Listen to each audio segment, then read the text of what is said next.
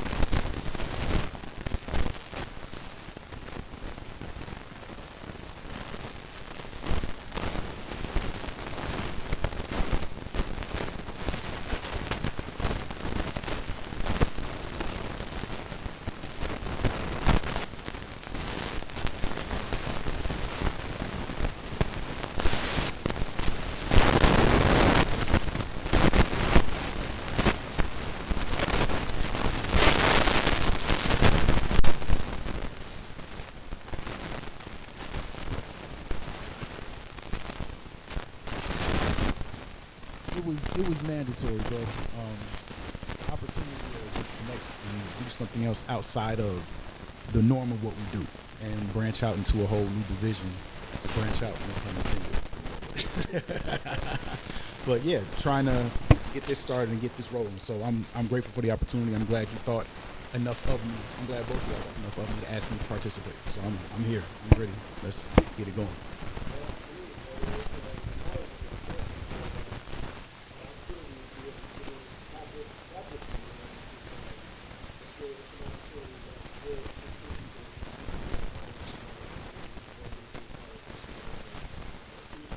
Yes, sir.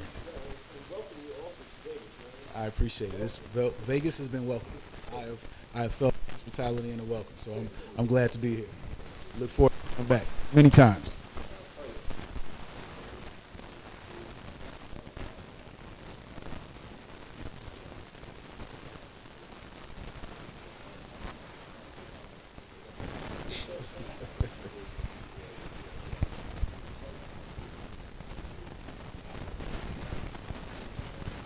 Right.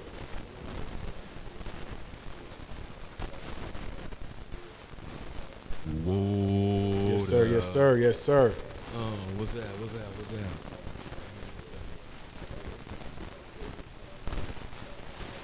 My man Brian. What up, What's big? happening with you, bro?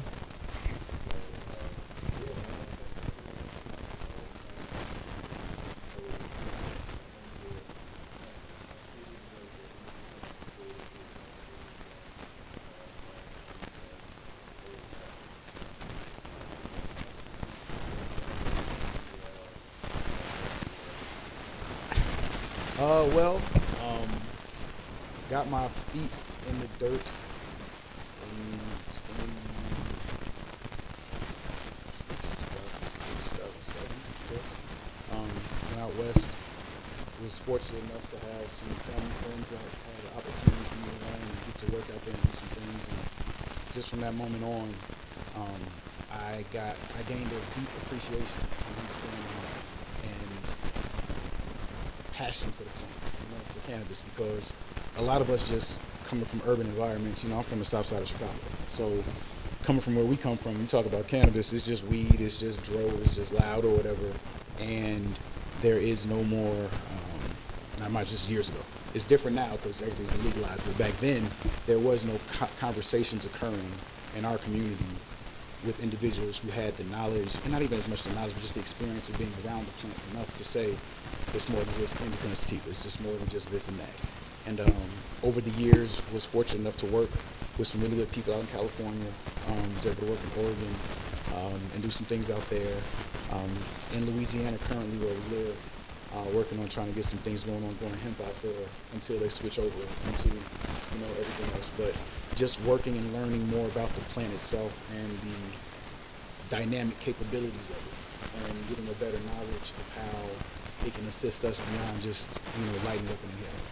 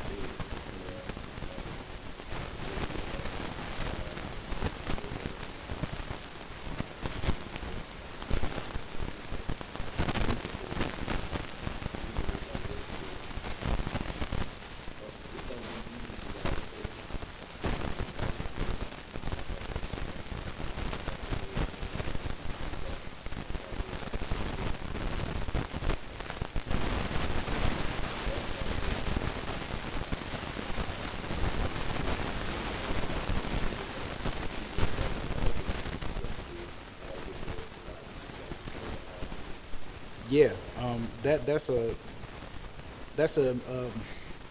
tricky situation, right? Because if you're looking at it from a perspective of what medicine am I getting to assist in what ailment I have, sometimes the highest THC percentage don't have anything to do with it. Versus if you're just looking to try to get stoned out of your mind, well, that's a totally different subject. But if you're looking at this from a medicinal purpose, a medicinal perspective, what terpenes? Terpenes are essential oils that come from the plant. Our body has a system called the endocannabinoid system. It's basically how our body responds to plant stimuli. So the terpenes, the oils from the plant, we ingest into our endocannabinoid system and our body responds.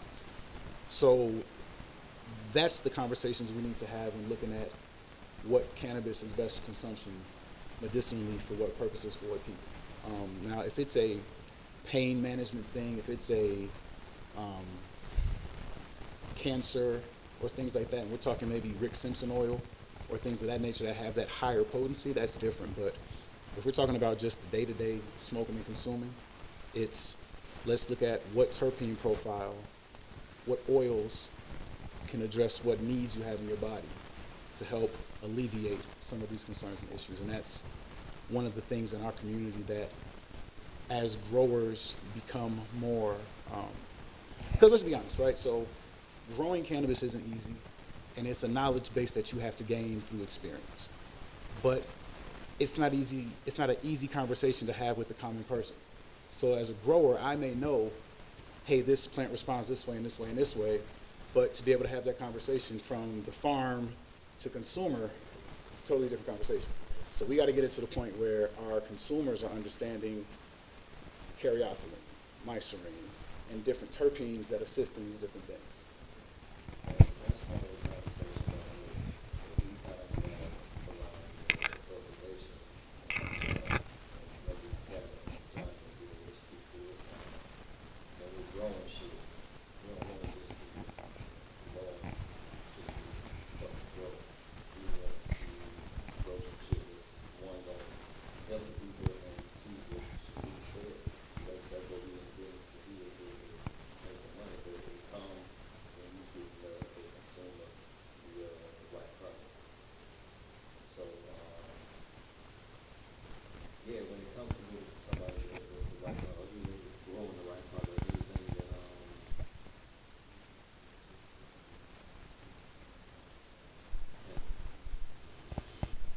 Well, I mean, for me, it's about the quality. You know, it starts with having good genetics, and then growing it right, doing those extra things that give you great quality. And good weed's gonna sell itself. Consumers are gonna consume the good product, and that's what it's about, man. Yeah, that's the joy of the plant, right? Like, a lot of people have the debate of sun-grown versus indoor-grown, right? But I've seen full-term sun-grown plants that can shut indoor plants down because the soil is no-till organic, 6 or 7 generations deep, and the nutrient combinations are hands-on, hands in the ground from knowledge from growers from generations, and the plants come out robust. You're talking about 10, 12-foot plant up high with a 8, 9, 10-foot diameter, looking like Christmas trees. And you can't recreate that in an indoor situation to a degree, but again, as you say, the good that goes in produces the good that comes out. I'm not saying that that doesn't happen in an indoor situation, because I don't want that to be misconstrued at all. Like, nah.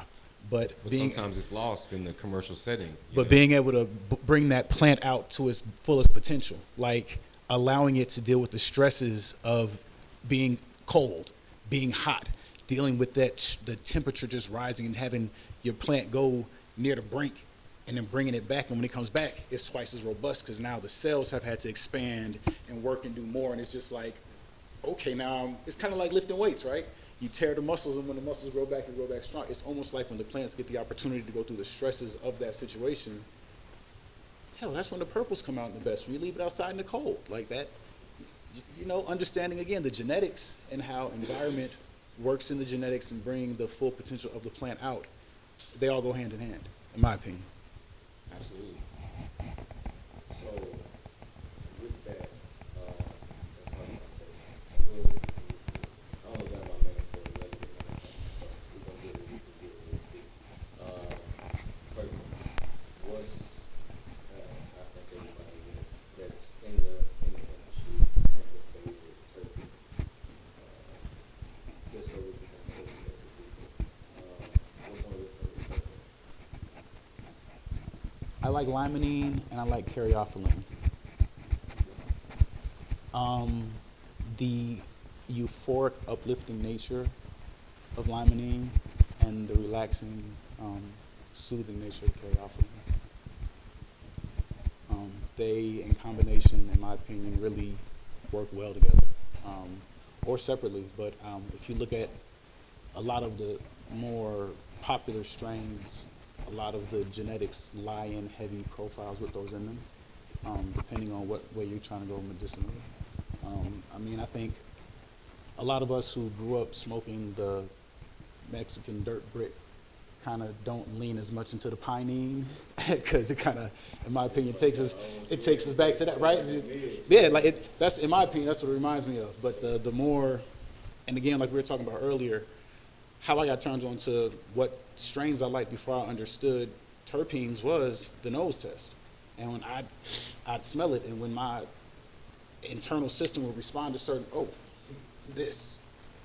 I could put my head in 8 or 9 different jars, and until I got that one profile that hit me the way I needed it to.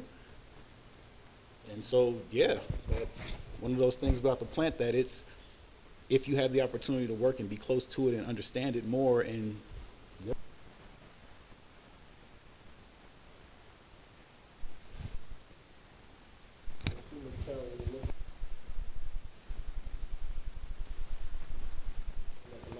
do we have a, How can someone determine? I would say, I guess, So yeah, if someone was to like buy it and see. here we go. This is like 1.3 milligrams per gram of caryophyllene. This is limonene and linalool. This is a very relaxing strain. I think the best thing for consumers is when they go into their dispensaries to speak to their bud tenders and say, hey, this is what I'm feeling. What terpenes would you, what terpene profiles would you recommend? What as opposed to just saying what strain and how strong or this and that. Actually identify what you're looking for, and saying, hey, I'm having insomnia, but I'm also dealing with these other issues. Is there a certain profile that would help with my issue versus just a certain strain? Am I That makes sense. batting in the? Because I mean, with working in the dispensary, you know what you should be trying out everything that comes in. So you kind of get specific, and it's easier to remove it when it comes to just getting a consume something that may help Yeah. whatever they're feeling. Diving into those specific curriculum profiles. I think the whole thing is the information, doing the research. Well, and knowing what to ask for. Like if I know to say, hey, what terpenes do you recommend, versus hey, what strain do you recommend? Then now we can get into figuring out what's going on. Yeah, it's like how people recommend lavender to sleep better. That's linalool, right? I'm not 100% sure. I'm old school when it comes to terps. So I come from not caring what the terp was. You know, I care about what it did to you, what it looked like. How it you know. responded to you. But, Yeah. you know, being in the industry this long, you have to evolve, you know? So now it's like being able to communicate, like you said, with your bud tender, telling them what you're craving. Is it a gasoline flavor? Is it citrus you want? And they should be able to steer you in the right direction of if it's myrcene, you know, all the other fancy names, but that's just what it is. You know, Yeah. you have to know what you like. Are you trying to have something that tastes like 1999 from, you know, the past, the nostalgia taste, and you express that to the people who are in front of you, and they should be able to sell you something good off the Because menu. those Exactly. I mean, you got stuff that actually terpenes for appetite suppressant. So people come and see, I smoke, I'm gonna get down there, I'm gonna get super duper hungry. Nah, just tell people kind of what you want to do. Again, we want to empower people to do the research, ask those questions. Well, we have to find a easier way to make it more digestible, I got it. What people do. right? Like because it's still science, right? So we gotta, even like how Bro was just describing the exact flavor you're looking for. Like I think even having like a periodic table of terpene profiles or flavors, or just something that when people have their like. When your first time in the dispensary, as opposed to being like, yo, let's give you a bunch of deals, like let's sit you down for 5-10 minutes and discuss with you what's really going on with you and what you're looking for, and how we can build an individual medical profile to address what you're dealing with. I actually think that used to be a thing when it used to be separate. Yeah. Medical and recreation. Yeah. Everything recreational. There used to be two different lines. Yeah. That you could come sit down and talk to people if you were medical. Yeah. So. And I think people need to probably figure out if they need to be on the medicinal side versus just the rec side, I think, on the consumption side when dealing with issues, because It's deeper than just smoking weed. it's deeper than just smoking weed. Yeah. It's actually how It's plant medicine. Yeah. It's plant medicine, yeah. Yeah.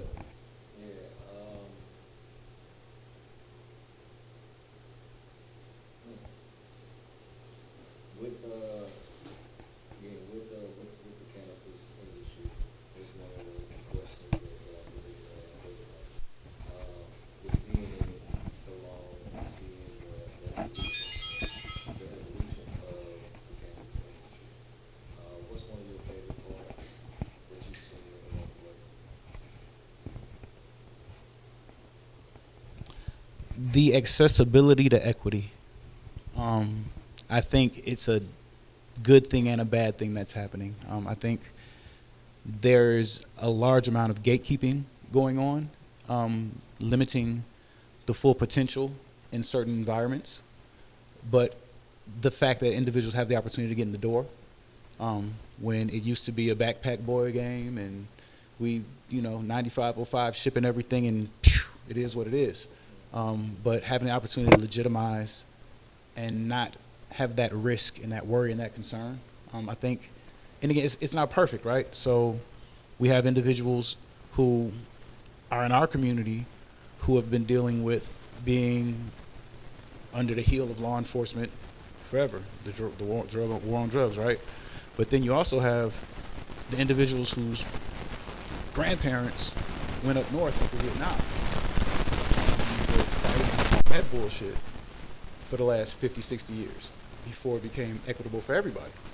So everybody has had a version of a struggle with this because the vilification and demonization of the plant has just been used differently against different groups.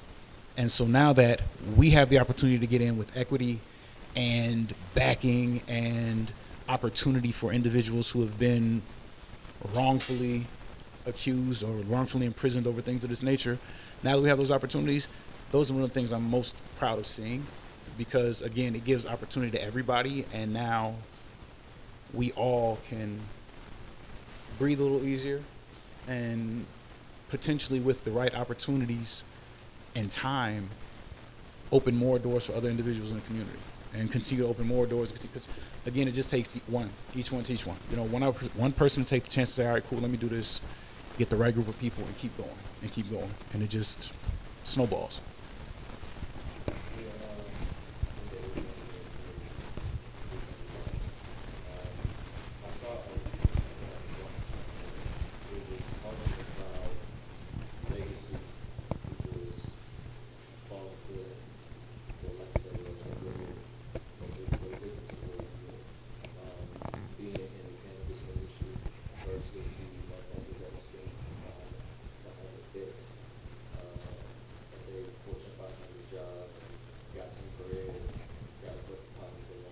And we're going to buy in. Yeah. It sucks seeing that shit happen. Oh, definitely. Definitely. These dispensaries, it's so funny, but they use dope boy package. They send like these text messages when the new pack drop. Yeah. And it go with the link to the website so you can see what it look like, get all that information.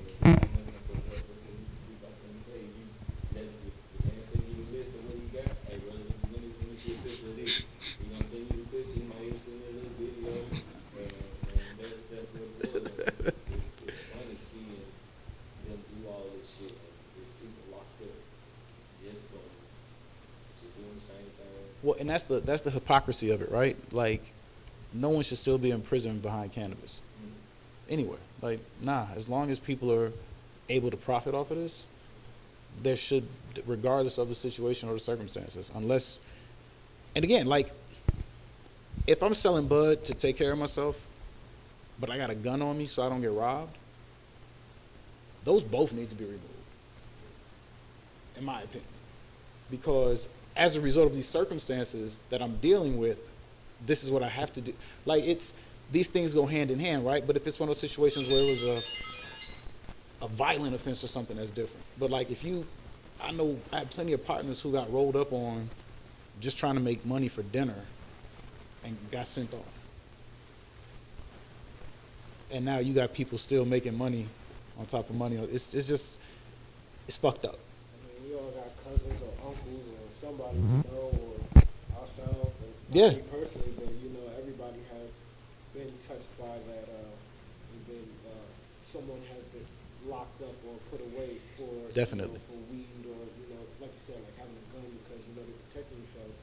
But what do you think was the actual change where we're seeing now a wow factor? Like, I'm from the era where it's like, damn, you had to go through your neighborhood drug dealer, or you had to like find somebody who knows somebody to, or go to the corner store and get you one of them them 110, 125 bags. Yeah, they were seeing all these clips and finding all these on-hand cash that these dope boys was having, and these folks were sitting there like, damn, they didn't know that off the weed. But that was the argument for the entire time. It was like,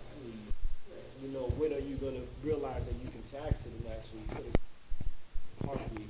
So I think Always has been. it's inevitable because cannabis is just cannabis. We don't look at cannabis as hemp, and hemp is an industrial farm product that for a long in 100,000 different meanings. Like eventually, the use of hemp was gonna come back around. It's the farm bill. Like you can't and so in understanding the nature of things, it was an eventuality that was gonna happen. Especially with in my opinion, if you look at Canada, like living in Chicago, the best bud always came from Canada. Like Canada is known for its cannabis cups and all those things. And it's like the pressure of that relationship as well. Like sure, our citizens can go over there and get bud. We're getting bud shipped. Like, it's just a whole thing of opportunity. Some say it was to cut off the Mexican weed from coming in and the cartels and to deal with that, and that's why they switched over to the fentanyl. Like there's so many different hypotheses behind what led to them saying, all right, you know what, let's go ahead and do this. But for years, Philip Morris, R.J. Reynolds, and all these tobacco companies were buying acres of land in California. And like I know individuals who 10, 15 years ago were like, yeah, Philip Morris is out here buying up acreage. Why the fuck would Philip Morris be in Mendocino County buying up acreage? So, again, the eventuality of, if we look at prohibition in the United States, what have we actually prohibited that hasn't eventually become legal? Oh yeah, like you mean like in Oregon. Washington, In Oregon. Yeah, unfortunately, I had a buddy who fell victim to that shit. Like, the allowed over excess of being in environments like that. It's like, oh, I can do whatever? Oh, shit. Weak people are succumbing? Let me not say weak people. Anyone who struggles could easily succumb to that. And I think that's irresponsible on the side of the government, but I understand it as well. But again, that shit goes so much deeper than we can comprehend. Because it's all tied in. Like, we have no ways to grow cocaine in the United States, but cocaine is in the United States. Like, there are these things that aren't able to be produced within the contiguous that show up in our states. There's a way this shit is happening. I mean, at one point in time, cocaine was on the cover of Time magazine as the next luxury drug. How? When there's no means of production of that here in the United States. So we're openly saying, oh yeah, we prohibit this, but this is still the shit, this lifestyle. The hypocrisy of it. It all circles back. That part. But out in Cali, my guy Jump, they're doing a bunch of work with stuff like that, and I'll just put you in tune so you can get him out here on your show as well, because they're doing a lot of work with trying to get not only equity but expungements and individuals who have been unlawfully oppressed by this shit taken care of in society and all.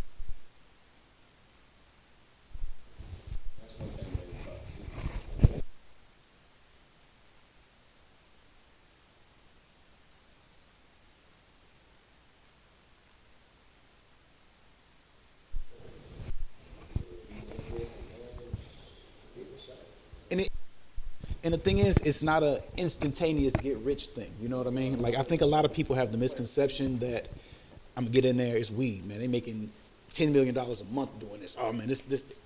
Nah. Like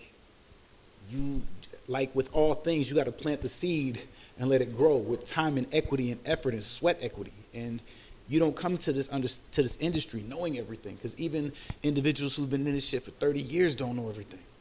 These plants are dynamic, bro. We're barely scratching the surface genuinely on how powerful these plants are. Like I said in the beginning, we need to look at have the conversations of consumption outside of just smoking. Because again, our bodies are designed to ingest and process this shit. So there are some things that this plant provides directly to us that we need. Like, we have an endocannabinoid system. Synchronicity. Like, So people don't know. That's like I said, that's the information that we want to let y'all know that. I mean, yeah, you're gonna smoke it and you're gonna feel good, but at the same time, you're gonna smoke it and you're gonna feel good. yeah, You know what I'm saying? yeah, truth. So, I mean, just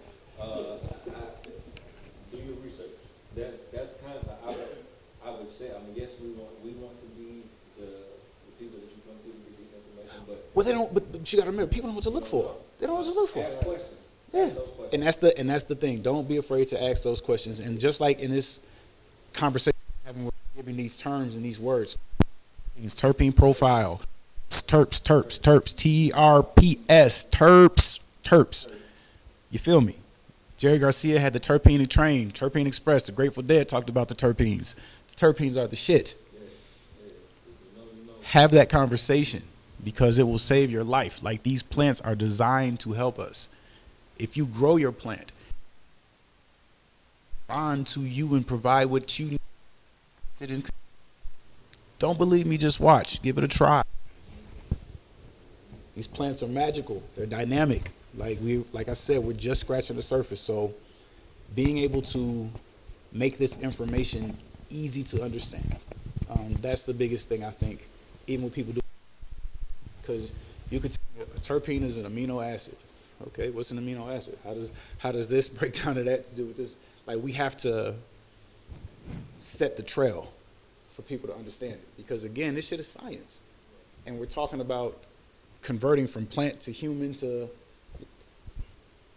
so we have to find a way, as the responsible parties as well, to make the information digestible and easily accessible for the consumers.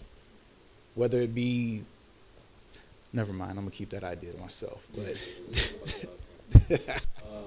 One thing we want to do is be able to answer questions from